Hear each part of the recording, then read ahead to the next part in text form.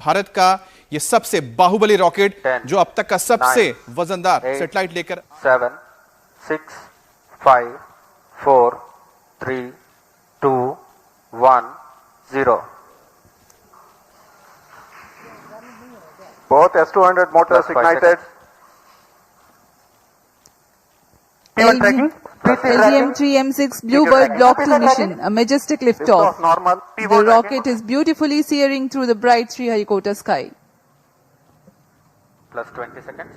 LVM-3 M6 rocket का सफलतापूर्ण उत्थापन द्वितीय प्रमोचन मंच से और अपनी उद्दिष्ट कक्षा की ओर बढ़ चला है LVM-3 M6 रॉकेट।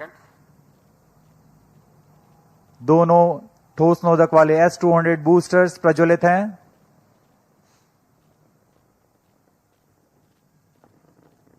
प्रथम चरण का कार्यकाल लगभग 126 सेकंड का होगा और इस दौरान यह लगभग 6000 किलो न्यूटन प्रणोद उत्पन्न कर रहे हैं।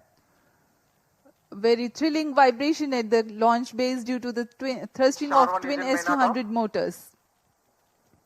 Plus 1 minute. Sharp engine main auto. बहुत ही साफ नजारा देखने को मिल रहा है। यहाँ उपस्थित लोगों को बहुत ही रोमांच का अनुभव हो रहा होगा। बहुत दूर तक हम इस यान को देख पा रहे हैं और मुमकिन है कि प्रथम चरण का प्रतिगन भी देख सकेंगे। Each S200 motors generates 5,952 kilonewtons. Burn duration for present mission is 132.5 seconds.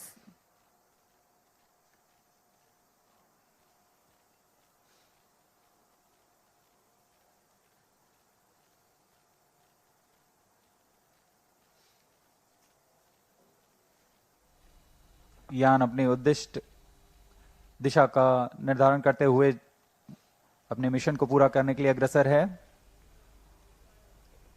We are 111 seconds into the flight. यहाँ इसकी पुष्टि हो चुकी है। द्वितीय चरण का प्रज्वलन शुरू हो चुका है जो कि L110 चरण है।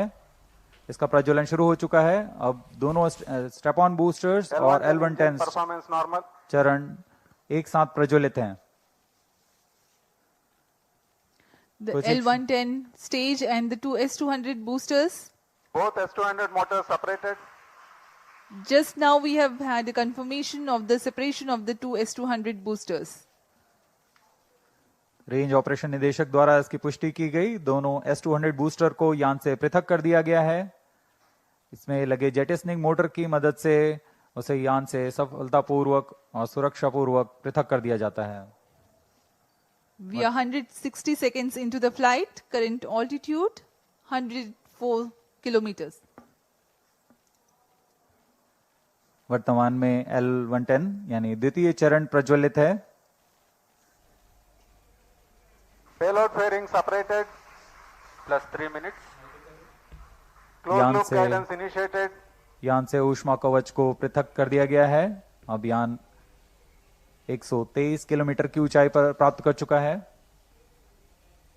और वर्तमान में यान क्लोज लूप गाइडेंस के अंतर्गत स्वतः दिशा निर्धारण कर रहा है। The closed loop guidance has been initiated for LVM-3 launch vehicle. Hereafter, the rocket will use real-time data from onboard sensors to continuously correct its flight path. The payload fairing has been already jettisoned as the rocket has cleared the dense atmosphere. तरल नोदक पर आधारित यह चरण दो उच्च प्रणोद वाले विकास engine की मदद से कुल 1600 किलो न्यूटन का प्रणोद उत्पन्न करते हैं। इंजन की अधिकतम प्रभावी क्षमता प्राप्त करने के लिए ईंधन और ऑक्सीडाइजर का खास अनुपात मिलाकर यह प्राप्त किया जाता है। इस चरण का प्रज्वलन का लगभग 200 सेकंड का होगा।